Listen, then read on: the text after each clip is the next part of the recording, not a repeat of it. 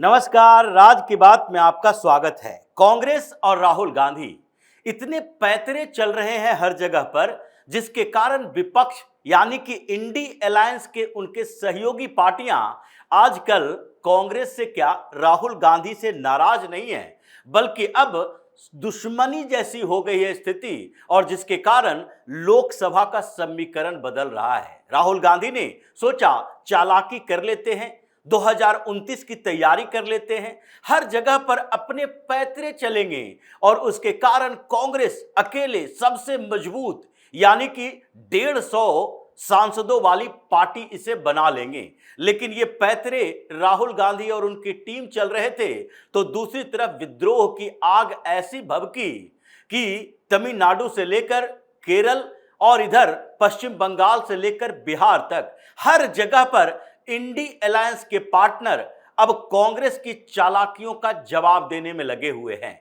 और चिट्ठी लिखी जा रही है लोकसभा स्पीकर को कि नहीं, अब हम इंडी अलायंस के पार्टनर नहीं हैं, यानी कि विपक्ष के नेता के तौर पर हम राहुल गांधी को स्वीकार नहीं करते। वो कांग्रेस के नेता हो सकते हैं, नेता प्रतिपक्ष भी हो सकते हैं, क्योंकि ये परंपरा है सबसे बड़ी पार्टी जो विपक्ष में रहेगी, नेता प्रतिपक्ष की भूमिका उसी पार्टी के नेता को दी जाएगी। और अभी विपक्ष में सबसे बड़ी पार्टी 98 सांसद, 99 था, अभी 98 हो गया। हो सकता है कुछ समय में घटता घटता ये 80 के आसपास हो जाए, जैसे कांग्रेस के अंदर विद्रोह पनप रहा है। लेकिन खैर, अभी 98 कांग्रेस के पास लोकसभा में सांसद हैं, इसलिए विपक्ष की सबसे बड़ी पार्टी है और ऐसे में सबसे बड़ी पार्टी के नेता को नेता प्रतिपक्ष बनाया जा सकता है। लेकिन विपक्ष का नेता और नेता प्रतिपक्ष दोनों में अंतर है। अगर इंडी अलायंस की बात होती है, विपक्ष की बात होती है, तो एकजुट होकर यह माना जाता है कि विपक्ष इस तरफ बैठेगी और सत्ता पक्ष के सांसद दूसरे तरफ बैठेंगे, ट्रेजरी ब्रांच अलग होगी और विपक्ष का बेंच अलग होगा। लेकिन विपक्ष अगर विपक्ष मानने से इनकार कर दे, ये मान ले कि नहीं, सबसे बड़ी विपक्ष की जो पार्टी है हम उसके साथ नहीं हैं, यानी कि उसके नेता जो है हम उसके साथ भी नहीं हैं, कांग्रेस के साथ भी नहीं, राहुल गांधी के साथ भी नहीं, तो विपक्ष के नेता से तो राहुल की बर्खास्तगी हो गई,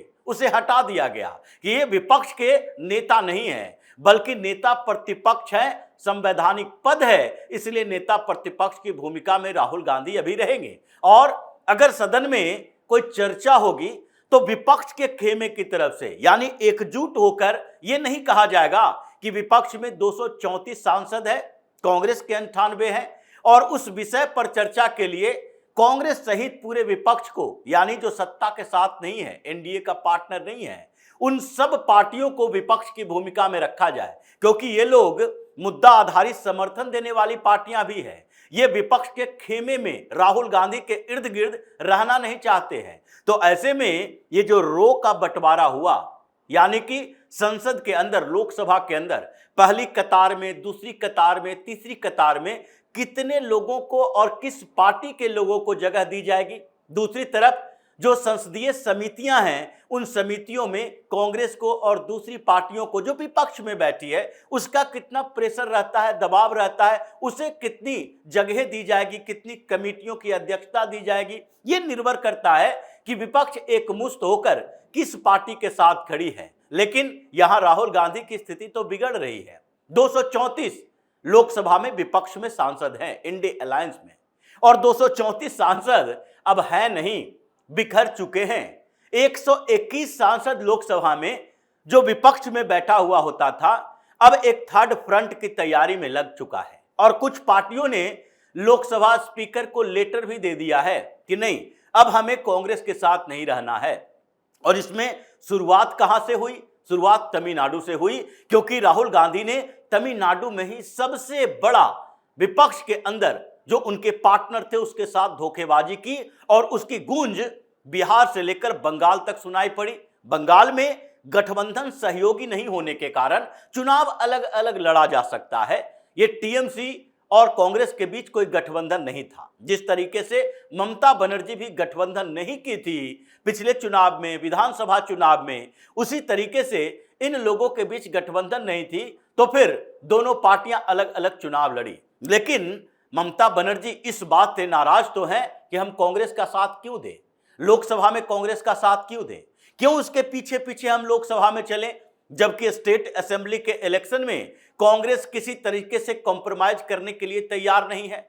तमिलनाडु से यह शुरुआत हुई है। स्टालिन ने सबसे पहले राहुल गांधी को धोखेबाज कहा कि ये वो नेता है जो ब्रदर स्टालिन के नाम पर चारों तरफ बाइक पर घुमा करता था साथ में।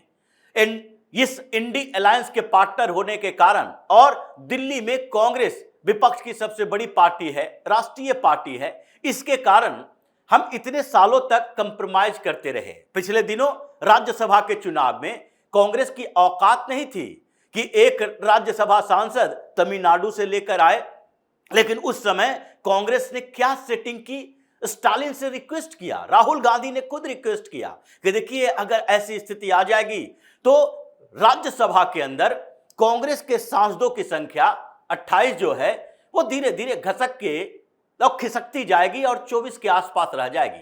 ऐसी स्थिति में जो नेता प्रतिपक्ष मल्लिकार्जुन खड़गे राज्यसभा में हैं उनकी बर्खास्तगी हो जाएगी, क्योंकि 10% सीटें चाहिए, और अगर कांग्रेस के पास 10% सीट ही नहीं रहेगी तो फिर नेता प्रतिपक्ष राज्यसभा में कांग्रेस के नेता को क्यों दिया जाएगा, यानी कि बर्खास्तगी हो जाएगी राज्यसभा से, मल्लिकार्जुन खड़गे के नेता प्रतिपक्ष की कुर्सी चली जाएगी। इसलिए कम से कम एक राज्यसभा सांसद के लिए कंप्रोमाइज कर लो। सबसे बड़ी पार्टी डीएमके, लेकिन उसने कंप्रोमाइज किया, एक राज्यसभा की सीट कांग्रेस को दी। लेकिन कांग्रेस ने क्या किया, राहुल गांधी ने क्या किया, चुनाव परिणाम सामने आया और लोकसभा में पिछली बार जब 2024 में चुनाव हुआ था 9 सीटें मिली थी कांग्रेस को तमिलनाडु से लड़ने के लिए, डीएमके के गठबंधन सहयोगी होने के कारण, और 9 की 9 सीटें जीत गई।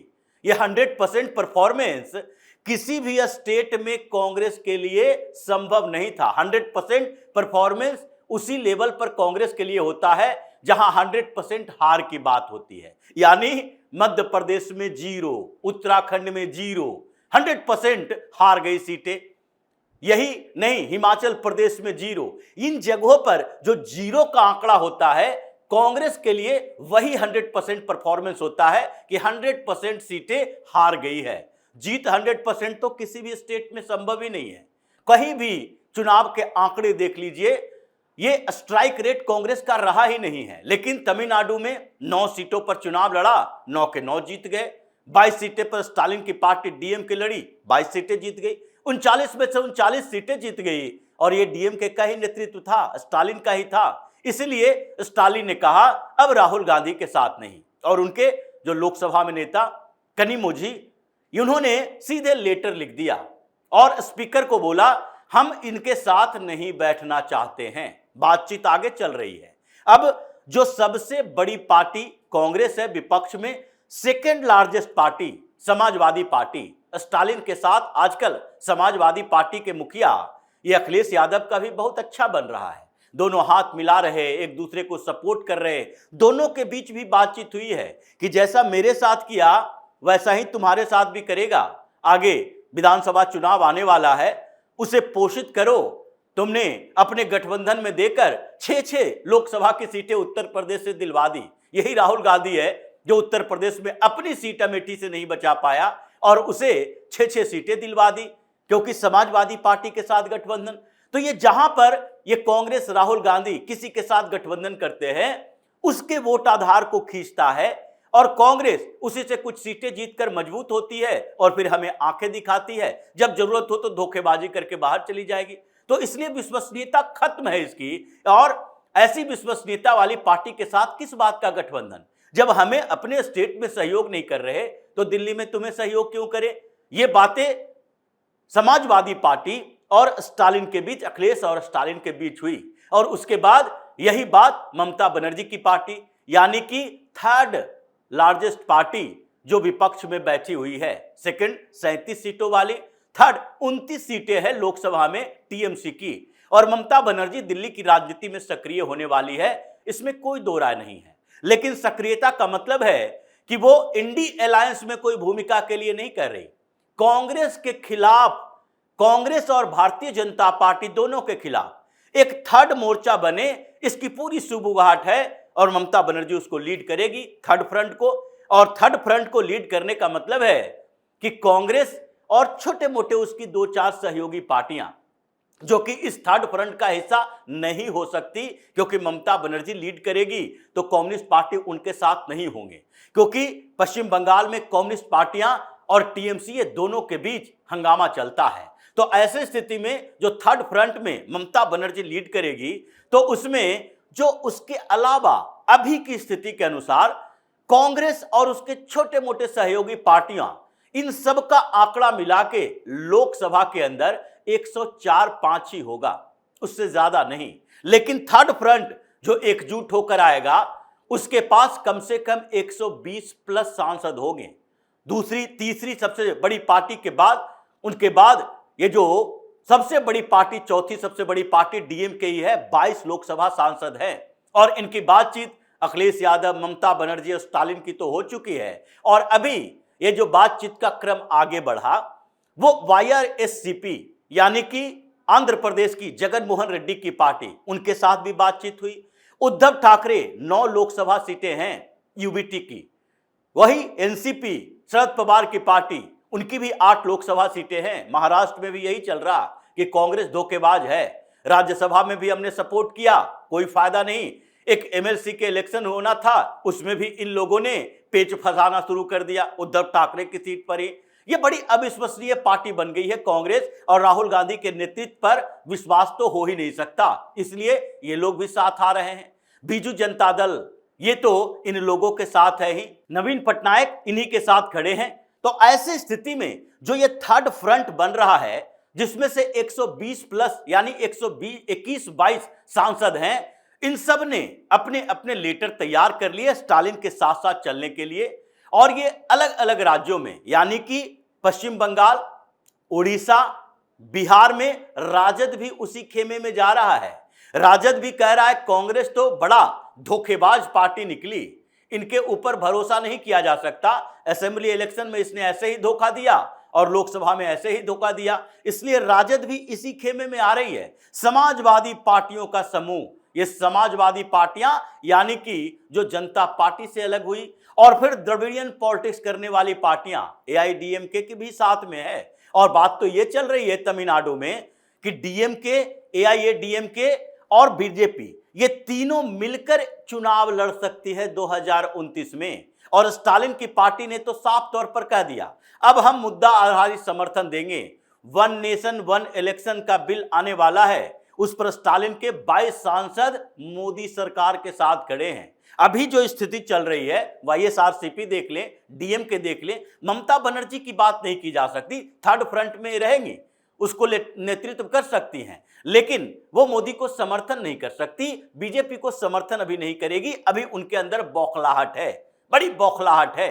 उनको लग रहा है हमें हराकर हमें बंगाल से भगा दिया, उसको सपोर्ट तो नहीं करेंगे। लेकिन इन सब पार्टियों में मुद्दा आधारित समर्थन को लेकर कनिमोझी ने तो कह दिया, और बातचीत भी हो गई कि नहीं, हम वन नेशन वन इलेक्शन के ऊपर सपोर्ट करेंगे, 2/3 बहुमत चाहिए। अब राहुल गांधी के पास 103-4 सांसदों के समर्थन रहेंगे, कई और पार्टियां साथ में है। तो ऐसे स्थिति में विपक्ष के नेता से तो राहुल गांधी की विदाई हो गई, और कांग्रेस इन राज्यों में, अब तमिलनाडु में ये विजय के साथ चलते चलते 2029 आते आते कांग्रेस थक जाएगी। और 9 सीटें जो वहां से आई है, एक भी सीट मिल गई, बहुत बड़ी बात है। कम्युनिस्ट पार्टियां वहां पर अलग गठबंधन में लगी हुई है। हो सकता है केरल में कुछ नया खेल चले, जिस तरीके से चीफ मिनिस्टर पर हंगामा चल रहा है, उसमें तो लगता है ये मुस्लिम लीग के, केरल कांग्रेस के, आरएसपी के, इनके जो विधायक हैं, इन विधायकों के साथ जो डील चल रही है कम्युनिस्ट पार्टियों की, अगर बीच में यह हंगामा हुआ तो फिर पूरा का पूरा मामला पलट जाएगा। 63 ही विधायक हैं और 71 चाहिए। तो ऐसे में गठबंधन इधर से उधर हुआ नहीं, कांग्रेस में थोड़ी दरक हुई नहीं, कम्युनिस्ट पार्टी वहां सरकार बना लेगी, इसे कांग्रेस के आई हुई सत्ता हाथ से चली जाएगी। जो स्थिति चल रही है, विपक्ष के नेता से तो विदाई। 350 का आंकड़ा मोदी का लोकसभा में पार हो गया समर्थन के आधार पर, और आगे राहुल गांधी अब छटपटाएंगे संसद में, किसके साथ बैठें, प्रोटेस्ट किसके साथ करें। बाहर में कार्ड लेके कांग्रेस के 10 सांसद ही खड़े रहेंगे, और मुस्कुराएगी वो थर्ड फ्रंट वाली वो सारी पार्टियों के सांसद कि हम तुम्हारे साथ नहीं, हम तुम्हारे मुद्दे पर तुम्हारा समर्थन नहीं कर सकते, अब अपनी डफली अपनी राग बजाओ। तो इसीलिए कांग्रेस में जो अभी इतनी चालाकियां चल रही थी, राहुल गांधी की सारी चालाकी अब फेल हो चुकी है। तो इसी तरह की खबरों के साथ फिर से हाजिर होंगे, तब तक के लिए बने रहिए हमारे साथ और देते रहिए हमें सहयोग, ताकि इसी तरह की खबर हम आपके लिए लाते रहें। धन्यवाद।